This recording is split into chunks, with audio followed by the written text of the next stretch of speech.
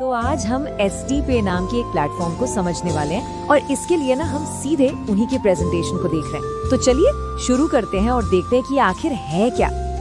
अच्छा, तो सबसे पहले सामने आता है इनका सबसे बड़ा दावा, भारत का पहला हाइपर लोकल ऑनलाइन प्लेटफॉर्म।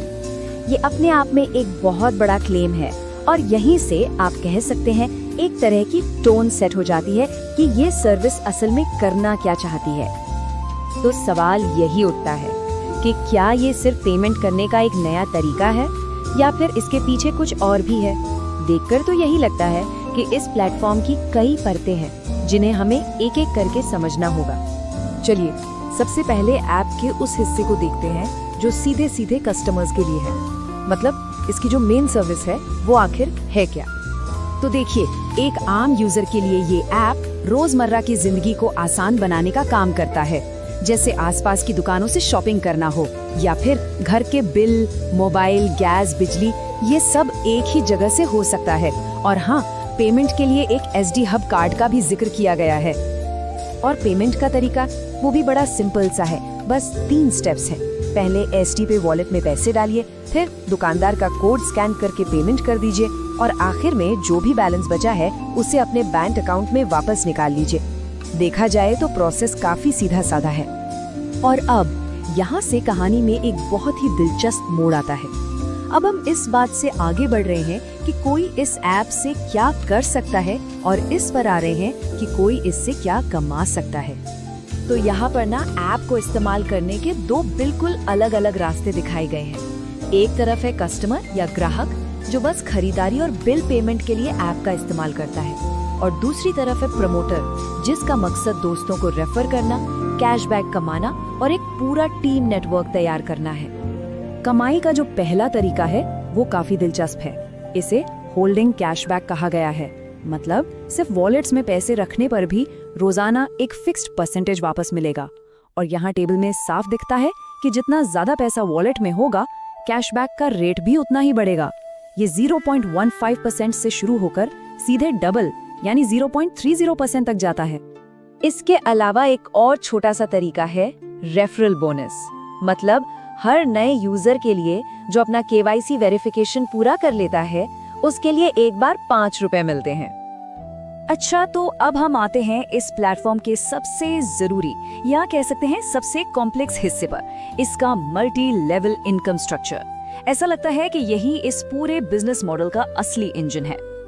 तो यहाँ एक पूरा 15 लेवल का सिस्टम बनाया गया है। ये बताता है कि एक प्रमोटर अपने नेटवर्क से कितना कमा सकता है। और इसमें जो सबसे ज्यादा गौर करने वाली बात है वो ये कि सबसे ज्यादा कमीशन यानी 30% सीधे लेवल 1 से आता है, मतलब उन लोगों से जिन्हें सीधे रेफर किया गया हो। और उसके बाद के लेवल्स में ये प्रतिशत काफी तेजी से कम होता जाता है, जो दिखाता है कि डायरेक्ट रेफरल्स पर कितना जोर है। और हाँ, इस पूरे इनकम सिस्टम का हिस्सा बनने के लिए एक नियम है जिसे बार बार दोहराया गया है, और वो बहुत साफ है, एक स्पॉन्सर का होना जरूरी ही है। तो अब सवाल ये है कि ये सब मिलकर काम कैसे करता है। नेटवर्क की परफॉर्मेंस को रैंक्स के एक सिस्टम से जोड़ा गया है। हर रैंक के अपने टारगेट्स हैं और अपने इनाम। चलिए इस सीढ़ी को थोड़ा और समझते हैं। तो ये देखिए, यहाँ स्टार से लेकर डायरेक्टर तक का पूरा सफर दिखाया गया है। हर रैंक के लिए एक टीम कैशबैक टारगेट सेट है। जैसे स्टार बनने के लिए 25,000 रुपए का टारगेट है और इनाम है एक विदेश यात्रा। लेकिन जैसे जैसे रैंक बढ़ती है, लक्ष्य और इनाम दोनों ही बहुत बड़े हो जाते हैं। आप देखिए, लाखों के टारगेट पर रॉयल्टी, कार फंड और यहाँ तक कि विला फंड भी शामिल है। और जाहिर सी बात है, किसी भी सिस्टम की तरह इसके भी कुछ नियम और शर्तें हैं। तो अब एक नजर डालते हैं कि वो क्या हैं और साथ ही कंपनी के भविष्य के क्या प्लान्स हैं। सिस्टम में बने रहने के लिए कुछ जरूरी शर्तें भी हैं, जैसे इनकम के लिए वॉलेट में कम से कम 1,000 रुपए होने चाहिए और हर कमाई पर 10% का एडमिन चार्ज भी कटेगा। लेकिन जो सबसे ध्यान देने वाली शर्त है वो ये है कि मैनेजमेंट किसी भी वक्त कोई भी बदलाव कर सकता है। और आखिर में कंपनी के फ्यूचर प्लान्स पर एक नजर डालते हैं। इसमें फूड डिलीवरी चेन, कार और bike cab service, digital village पहल और SD मार्ट नाम का ऑनलाइन ग्रोसरी स्टोर, मतलब काफी बड़ी बड़ी और महत्वाकांक्षी योजनाएं शामिल हैं। तो इस पूरी जानकारी को देखने के बाद एक सवाल जरूर मन में आता है, आखिर एक पेमेंट ऐप कब और कैसे एक बिजनेस अपॉर्चुनिटी बन जाता है? ये एक ऐसा सवाल है जिस पर सोचने की जरूरत है।